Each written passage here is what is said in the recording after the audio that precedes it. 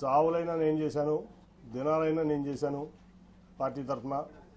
అట్లాగే కొంతమందికి ఆ రోజు నెలవారీ జీతాలు కూడా చెల్లించమని ఆదేశాలు ఇస్తే చంద్రబాబు నాయుడు గారు చెల్లించడం జరిగింది. నా సొంత వ్యాపార సంస్థ కంటే కూడా తెలుగుదేశం పార్టీ ముఖ్యమని చెప్పి నేను ఈ పార్టీ గెలుపు అవసరం అని చెప్పి భావించి నేను ఆ పనులన్నీ చేశాను. అంతకుముందు మీ అందరూ తెలుసు, అంతకుముందు జరిగిన బై ఎలక్షన్లో దాదాపు నాకు తెలిసి 17 మందో 18 మందో కాంగ్రెస్ నుంచి రాజీనామా చేసి వైకాపా తరఫున పోటీ చేసిన అభ్యర్థులు భారీ మెజార్టీలతో గెలిచారు. అది 2012లో 14లో నాకు గుర్తులేదు, సరిగ్గా 12లో నాకు గుర్తులేదు. అప్పుడు అందరూ అన్నారు నన్ను, ఎందుకు నువ్వు ఈ డబ్బులు వేస్ట్ చేసుకుంటున్నావు, నువ్వు టైం వేస్ట్ చేసుకుంటున్నావు, ఈ పార్టీ గెలిచేది లేదు, ఏమీ లేదు, ఈ చంద్రబాబును కూడా ఎందుకురా నమ్ముతామని చెప్పి మా సొంత సామాజిక వర్గం వాళ్ళే ఆ రోజు నన్ను మందలించారు. సరే, మరి ఒక లక్ష్యంతో నేను దిగాను, ఆయన గెలిపించుకోవడమే నా లక్ష్యం. కాబట్టి ఏమైనా పర్లేదు, నేను ఇట్లాగే ముందుకు సాగుతానని చెప్పి ముందుకు సాగితే కార్పొరేషన్లు గెలిచాం, జెడ్పీటీసీలు గెలిచాం, ఎంపీపీలు గెలిచాం, పంచాయతీలు గెలిచాం, తర్వాత జనరల్ ఎలక్షన్లో కూడా గెలిచాం. అప్పుడు శ్రీనివాస్ గారు బీజేపీ అభ్యర్థిగా మా అలయన్స్లో ఉన్నారు. అన్నీ గెలిచాం, జిల్లాలో అంతా నాదే భావిస్తా.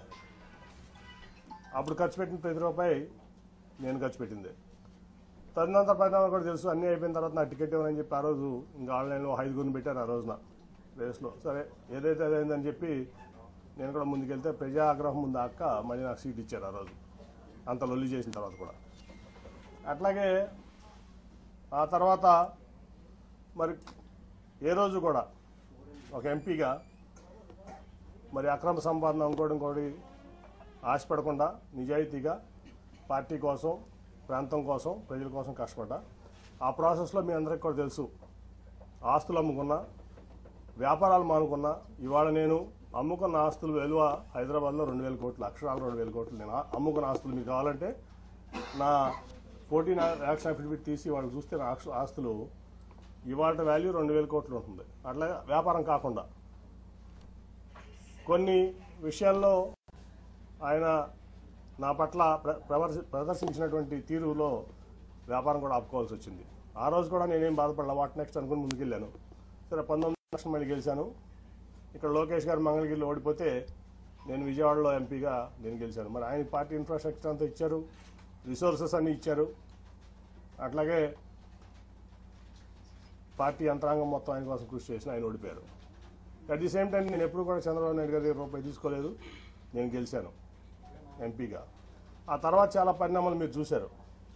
అనేక రకాలైన ఆయన మనుషులను పెట్టి నన్ను అవమానపరచడం జరిగింది. అట్లాగే ఫైనల్గా వచ్చేబడి కార్పొరేషన్ ఎలక్షన్లో సీటు, మేయర్ సీటు లేడీ అయినప్పుడు నేను జనరల్గా ఢిల్లీలో ఉన్నాను. ఫోన్ చేసి కార్పొరేషన్ ఎలక్షన్స్ ఏం చేస్తున్నామని అడిగారు నన్ను చంద్రబాబు నాయుడు గారు. ఏం లేదు సార్, నేనేం ఆలోచించలేదు, ఇన్ఛార్జ్లు ఉన్నారు కదా వాళ్ళు చూసుకుంటారంటే, కాదు మేయర్ అభ్యర్థి ఎవరిని పెడుతున్నారు అంటే నాకు తెలియదు సార్ అన్నా. ఇదే మాటలు మీకు చెప్తున్నా, నేను ఒకటి కూడా కోల్పోవట్లేదు. ఆ రోజు అన్నాడు, బోండమ్మ గారి వైఫ్ని పెడుతున్నారని నిజమేనా అని నన్ను అడిగారు ఆయన ఫోన్లో క్వశ్చన్. నేను వాళ్ళ వరకు ఎవరికి చెప్పలా నిజం, నాకు తెలియదండి అన్న. లేదు అది జరిగితే చాలా ప్రమాదకరం, నువ్వు ముందు మీ కుటుంబంలో మీ కూతుర్లో ఉన్న పెట్టు అంటే, లేదండి వాళ్ళు ఈ ఆలోచన లేదు, వాళ్ళకి రాజకీయంలోకి వచ్చేది ఆలోచన లేదంటే, కాదని చెప్పి 3 రోజులు నన్ను ఆయన ఇబ్బంది పెట్టారు, ఆయన బలవంత పెట్టారు, ఇబ్బంది కాదు. సరే, అప్పుడు టాటా ట్రస్ట్లో పనిచేస్తున్న శ్వేత అని మాట్లాడితే నాకు ఇంట్రెస్ట్ లేదు డాడీ, నాకు సోషల్ సెక్టర్ నుంచి చాలా ఇంట్రెస్ట్గా ఉన్నానంటే ఇట్లా చెప్పారమ్మా చంద్రబాబు గారు. సరే, మరి పార్టీ కోసం నేను చేయాల్సి వస్తుందా మనం చేద్దామంటే 3 రోజులు విముఖత తర్వాత అక్కడ రాజీనామా చేసి వచ్చి ఇక్కడ ఆవిడ నుంచోవడం జరిగింది. తర్వాత మళ్ళీ ఏం జరిగిందో మీకు అందరూ తెలుసు. అట్లా మళ్ళీ అదే మనుషులతో ప్రెస్ మీట్ పెట్టించి ఎలక్షన్ 2-3 రోజుల ముందు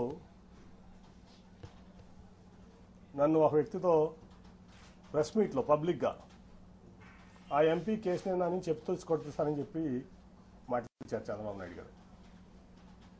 ఆ ఎంపీ కేసునేనా అని చెప్పు తీసుకొడతానని చెప్పి ఒక క్యారెక్టర్లెస్ పర్సన్ పార్టీ ఎంపీని అన్నారు. స్పందన లేదు పార్టీ నుంచి కానీ ఏ వ్యక్తి నుంచి కానీ. అదే ప్రెస్ మీట్లో ఒక పాలిట్ బ్యూరో సభ్యుడు గొట్టంగాడి ఎంపీ అన్నాడు, అయినా స్పందన లేదు. 50 మంది కార్పొరేటర్లు 64 మంది పోటీ చేస్తే 50 మంది ఓడిపోయారు. సరే, గెలిచేవాళ్ళు ఓడిపోయేవాళ్ళు అది తర్వాత సంగతి. వీళ్ళ ప్రెస్ మీట్ వల్ల పార్టీ చల్లా చెదురైపోయింది. ఆ నెక్స్ట్ 2 రోజుల తర్వాత వచ్చిన చంద్రబాబు నాయుడు ప్రచారానికి, నువ్వు రావద్దు నాతో పాటు ప్రచారానికి, నువ్వు వస్తే వాళ్ళిద్దరూ రానంటున్నారు నాతో పాటు అని. ఓకే సార్ మీరు వెళ్ళండి చెప్పి పంపించడం జరిగింది. ఒక సిట్టింగ్ ఎంపీ లేకుండా కార్పొరేషన్ ఎలక్షన్స్లో నా కూతురు నుంచోబెట్టి నా డబ్బులు ఖర్చు పెట్టుకుని నేను లేకుండా ప్రచారానికి వచ్చాడు ఆయన, ఒక పార్టీ అధ్యక్షుడు.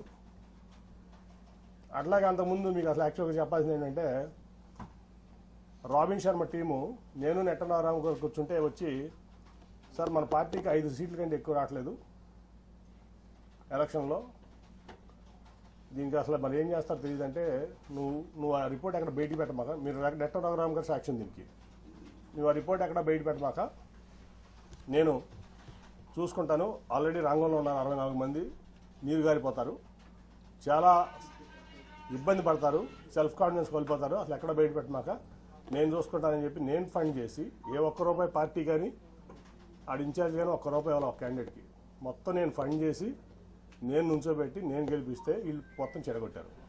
14 గెలిచాం ఫైనల్గా. ఓకే, అదంతా అయిపోయింది. కానీ ఇక్కడ ఏంటంటే, ఒక పార్టీ అధ్యక్షుడు ఒక పార్టీ ఎంపీని ప్రోటోకాల్కి విరుద్ధంగా నువ్వు రావద్దని ఏమంటున్నాడు, మరిచ్చా పార్టీ కోసం, ఆయన కోసం. ఒక పార్టీలో ఉన్నటువంటి పాలిట్ బ్యూరో మెంబరు ఒక 5 పదవులు ఉన్నటువంటి వ్యక్తితో చెప్పు తీసుకొడిస్తా అన్నాడు, భరించా. అట్లాగే గొట్టంగాడు అనిపించారు, భరించా. ఏం చేయాలి నేను? ఎన్ని అవమానాలు పడాలి? అయిపోయింది, రోజువారీ అవమానాలు. తర్వాత నేను ఒక రోజు వెళ్ళి ఆయనతో చెప్పాను, సార్ మీకు ఇష్టం లేకపోతే చెప్పండి, నేను తప్పుకుంటాను ఎంపీగా అంటే, లేదు నువ్వే ఉండాలి. 10 మంది ముందు చెప్పాను, నేను ఒకళ్ళు కాదు. ఆ రోజు వలరామయ్య గారు ఉన్నాడు, నెట్టం రఘురామ్ గారు ఉన్నాడు, పార్టీ ఇన్ఛార్జ్లు అందరూ ఉన్నారు, 7 ఇన్ఛార్జ్లు. ఆ రోజే నేను ఆయన చెప్పా, సార్ ఎవరన్నా పెట్టుకోండి నేను తప్పుకుంటున్నాను అంటే, ఆయన చెప్పిన మాట ఏంటంటే, అందరి ముందు, నేను ఇది ఎసెన్స్ కాదు నువ్వే ఉండాలి, ఈ మాట బయటికి ఎక్కడ అనొద్దు, నువ్వు మీరు కూడా ఎక్కడ అనొద్దు ఎవరో అన్నారు. వాళ్ళందరినీ బయటికి పంపించి నన్ను ఆ నెక్స్ట్ డే నందిగామ జగపేట సభలు జరుగుతున్నాయి. లేదు నువ్వు ఆ మాట అనమాక, నువ్వే నుంచోవాలి ఎంపీగా, మళ్ళీ నువ్వు లేకపోతే పార్టీ ఇబ్బంది పడుతుంది, రేపు జగపేటకు నందిగామ సభకు కూడా నువ్వు రావాలి, లేకపోతే సభలో సక్సెస్ అవ్వని చెప్తే, ఓకే సార్ మీరు ఏది చెప్తే అది చేస్తారు, కానీ అవమానాలు నేను భరించలేకుండా ఉన్నాను, వీళ్ళతో కలిసి పనిచేసే పరిస్థితి నాకు లేదు, కాబట్టి నా రిలీఫ్ ఇప్పిస్తున్నా అంటే ఒప్పుకోలేదు ఆయన. లేదా ఆ రోజు రాజీనామా చేసేవాడిని, ఇవాళ దాకా ఆగేవాడిని కాదు. తర్వాత అయిపోయింది, సరే ఎవరికో నా కుటుంబ సభ్యుడికి ఎంపీ సీట్ కావాలనుకున్నారు, ఇవ్వచ్చు, తప్పలేదు. ఇప్పుడు ఎంపీ సీట్లు కావాలంటే 6 ఎంపీ సీట్లు టీడీపీలో కమ్మ సీట్లు ఉన్నాయి. విశాఖపట్నం, రాజమండ్రి, ఏలూరు, విజయవాడ, గుంటూరు, నరసరావుపేట. ఈ జనరల్గా తెలుగుదేశం పార్టీలో ఎప్పుడు కమ్మాసే పోటీ చేస్తారు. సరే, అక్కడంటే భరత్ ఉన్నాడు కుటుంబ సభ్యుడు, వైజాగ్లో ఓకే. మురళీమోహన్ గారు ఖాళీ చేసినటువంటి రాజమండ్రి సీట్ ఉంది, అలాగే నాగండి బాబు అంటున్నటువంటి ఏలూరు సీట్ ఉంది, ఇటు పక్క గుంటూరు గల్లా గారు పోటీ చేయాలంటున్నారు, అటు పక్క నరసరావుపేటలో అభ్యర్థి లేదు, అక్కడికి వచ్చు కదా. ఇక్కడ తీసుకొచ్చి ఇన్ఛార్జ్లు అందరికీ ఇతర ఎంపీ అని చెప్పి నాకు చెప్పకుండా, నాకు కమ్యూనికేషన్ లేకుండా ప్రోటోకాల్ వైలేట్ చేసి, ఎక్కడ కూడా నేను ఎక్కడికైనా వెళ్తే వాళ్ళు పార్టిసిపేట్ చేయకుండా, అతను వెళ్తే పార్టిసిపేట్ చేస్తూ, రాష్ట్ర అధ్యక్షుడు అచ్చెన్నాయుడు కూడా నన్ను సభలుగా ఆహ్వానించిన సభలకు అతను వెళ్తాడు. చెప్తే నేను మానేసేవాడిని, ఆ రోజే మానేసేవాడిని. అట్లాగే తిరువురు సభ మీ అందరూ తెలుసు. తర్వాత ఆ తర్వాత 3 పంపించారు, ఆల్పాటి రాజా గారిని, నెట్టం రఘురామ్ గారిని, మన కొనకొండ నారాయణ గారిని. 3 పెద్ద మనుషులు, గౌరవప్రదమైన వ్యక్తులు. పాయింట్లు ఏంటంటే 3 పాయింట్స్ దీంట్లో. లోకేష్ గారు, నేను అతనికి అప్పచెప్పా కదా సభ బాధ్యతలు, నాని అన్న ఎందుకు ఇంటర్ఫియర్ అయ్యాడు అనేది లోకేష్ గారు అన్నారు మాతో. అంటే నాకు ఎవరు చెప్పారు, నాకు అఫీషియల్ కమ్యూనికేషన్ ఉందా, లేదా మీ ముగ్గురులో ఎవరైనా చెప్పారా అతను వస్తున్నాడని, కానీ అతనికి అప్పచెప్పారని.